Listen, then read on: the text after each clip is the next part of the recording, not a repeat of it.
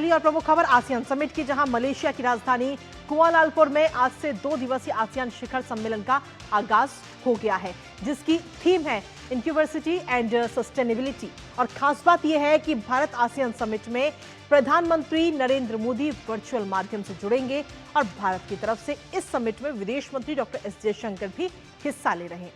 Malaysia में आयोजित शिखर सम्मेलन में भाग लेने के लिए अमेरिकी राष्ट्रपति डोनाल्ड ट्रंप भी मलेशिया पहुंच चुके हैं। साथ ही आपको यह भी बता दें कि आसियान दक्षिण पूर्व एशिया के 10 देशों का मंच था, जिसमें अब 11वें देश के रूप में तिमोर लेस्ते भी शामिल हो चुका है। और इस शिखर सम्मेलन में व्यापार, सुरक्षा, शिक्षा और संस्कृति जैसे तमाम मुद्दों पर बातचीत होगी। करेंगे चर्चा और जानेंगे लेटेस्ट अपडेट अपने संवाददाताओं से। उससे पहले आपको दिखाते हैं इससे जुड़ी हुई बड़ी खबर, जहां कंबोडिया और थाईलैंड में अब सीज फायर पर हस्ताक्षर हो चुके हैं। तो जी हां, कंबोडिया और थाईलैंड का सीज फायर विस्तार, जिसमें ट्रंप ने मध्यस्थता की है और इसको लेकर डोनाल्ड ट्रंप की तरफ से कहा गया कि हमने असंभव को भी संभव किया है। हस्ताक्षर अब हो चुके हैं इसको लेकर के।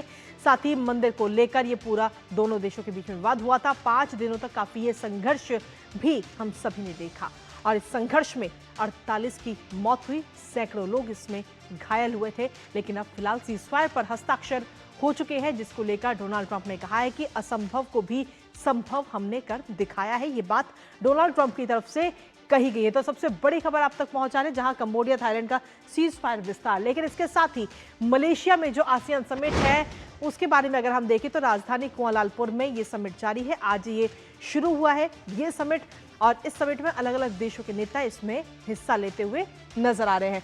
इंक्लूसिविटी एंड सस्टेनेबिलिटी इस बार की इस समिट की थीम है। और इसके साथ ही इस समिट में व्यापार है, सुरक्षा है, शिक्षा और संस्कृति जैसे बड़े और अहम मुद्दों पर बातचीत इन सभी नेताओं के बीच में होगी। इसके साथ ही इस समिट में शामिल होने के लिए अमेरिकी राष्ट्रपति डोनाल्ड ट्रंप भी पहुंच चुके हैं। 2017 के बाद पहली बार इस सम्मेलन में विदेश मंत्री डॉक्टर एस जयशंकर भी शामिल हो रहे हैं और भारत का नेतृत्व करते हुए नजर आ रहे हैं विदेश मंत्री डॉक्टर एस जयशंकर। इसके साथ ही आपको बता दें कि प्रधानमंत्री नरेंद्र मोदी भी वर्चुअली इस कार्यक्रम में भारत आसियान समिट में शामिल होते हुए नजर आएंगे, उसको संबोधित भी करेंगे। और साथ ही इस समिट में विजन 2045 को अपनाया जाएगा। 2045 के विजन को इसमें अपनाया जाएगा। यानी कि कुल मिलाकर अगर हम देखें तो कई सारे अहम मुद्दे हैं जिनको लेकर इस बार इस समिट में चर्चा होनी है। लेकिन अगर भारत आसियान समिट की अगर हम बात करें तो वो अपने आप में कितना महत्वपूर्ण है वो भी जानना बहुत जरूरी है। भारत आसियान की अगर हम बात करें तो साझेदारी की नई ऊंचाइयां हैं। व्यापार और निवेश के हिसाब से आसियान भारत का चौथा सबसे बड़ा व्यापारिक समझौता, और साथ ही 2022-23 में $122 अरब का व्यापार हुआ था दोनों के बीच में। भारतीय कंपनियों ने ऊर्जा, खनन, फार्मा क्षेत्रों में भी अपना निवेश बढ़ाया। तो ये तो बात रही व्यापार और निवेश की। लेकिन इसके साथ ही आपको बता दें कि भारत म्यांमार थाईलैंड की अगर हम बात करें, कनेक्टिविटी की बात करें, तो Bharat Myanmar Thailand highway, Kaladan जैसे प्रोजेक्ट भी कारगर साबित हुए हैं। व्यापार और जो आवाजाही है वो भी काफी आसान होती हुई बीते कुछ सालों में नजर आई है।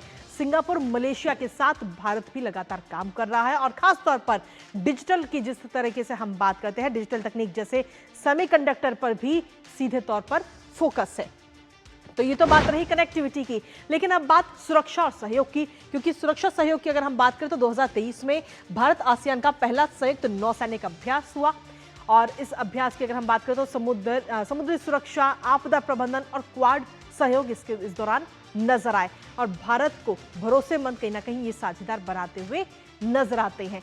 तो ये भारत के लिहाज से कितना महत्वपूर्ण है वो हमने आपको बताया। लेकिन आसियान समिट जो कि आज से शुरू हो चुका है, इस आसियान में आखिर कौन कौन से देश हैं, एक नजर उस पर भी डाल लेते हैं। क्योंकि आसियान में कुल 10 देश हैं। उन 10 देशों की अगर हम बात करें तो ASEAN Brunei, Cambodia, Indonesia, Philippine, Myanmar, Malaysia, Laos, Singapore, Thailand, Vietnam और अब तिमोर लेस्ते भी इसमें अब जुड़ चुका है, वो भी अब शामिल हो चुका है। तिमोर लेस्ते आसियान का 11वां सदस्य देश अब बन चुका है। तो सीधे तौर पर पहले 10 देश थे इसमें और अब 11वां देश भी इसमें शामिल हो चुका है। तिमोर लेस्ते को इसमें अब शामिल किया गया है। हमारे साथ हमारी सहयोगी जेसिका इस वक्त जुड़ रही है, सीधा उनका रुख करेंगे ताजा अपडेट के लिए।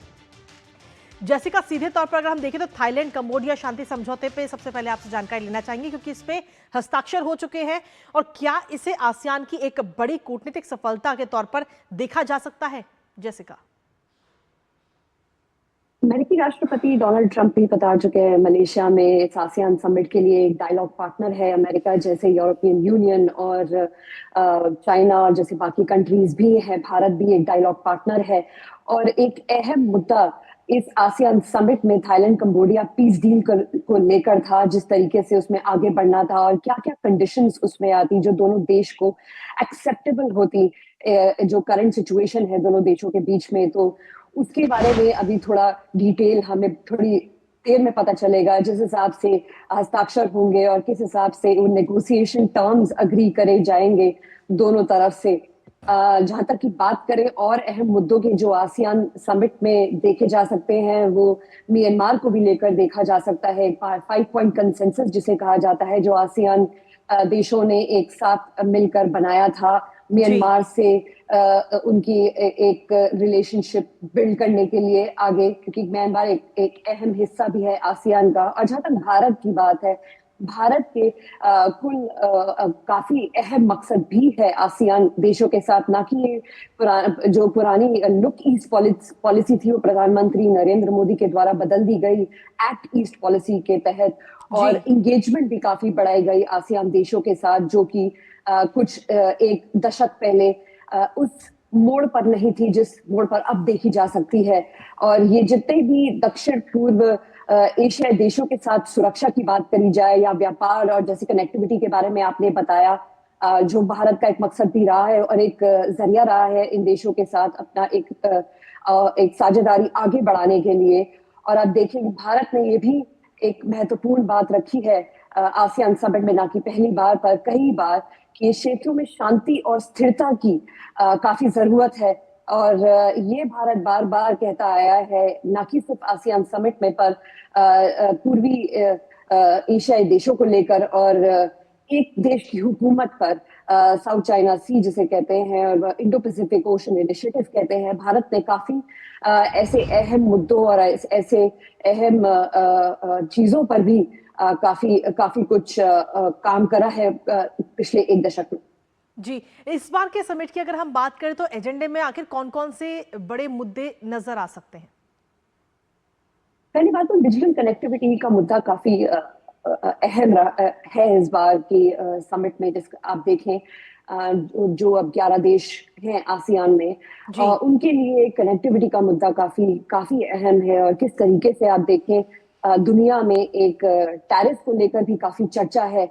और अब अमेरिका के राष्ट्रपति वहां पहुंचे हैं, तो कहा जा रहा है कि शी जिनपिंग यानी कि चाइना के राष्ट्रपति और अमेरिकी राष्ट्रपति के बीच में एक समिट हो सकती है। उसमें भी कई चीजें सामने आएंगी जो कि आसियान देश काफी नजदीकी से देखेंगे, जांचेंगे और अपनी बात भी सामने रखेंगे, क्योंकि जिस तरीके से ग्लोबल ट्रेड ऑर्डर अब बदला है, ऐसी काफी चीजें हैं डिस्कस करने को आसियान देशों के पास।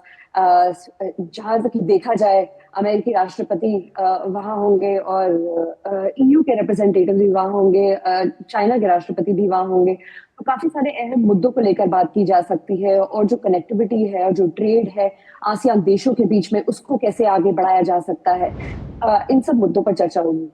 बहुत बहुत शुक्रिया जैसिका, तमाम जानकारी हमारे साथ साझा करने के लिए। इसमें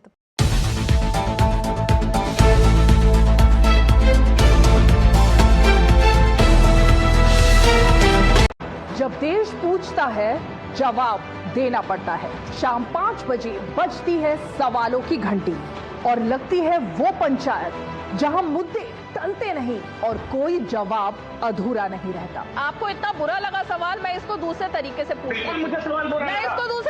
पूछ लेती हूँ। यहाँ दलीलें नहीं, सच्चाई पूछती है। मैं रीमा पराशर लेकर आती हूँ देश का सच आपके सामने।